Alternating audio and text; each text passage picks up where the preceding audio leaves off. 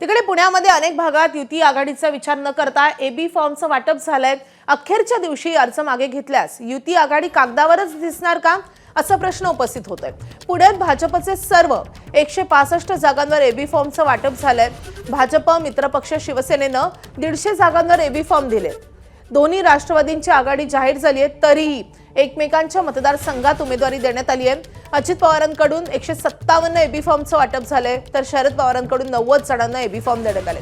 प्रभाग क्रमांक 24 मधून भाजपचे गणेश बिडकर मैदानात आहेत आणि बिडकरांच्या विरोधात रवींद्र धंगेकरांचा मुलगा प्रणव धंगेकर रिंगणात आहे।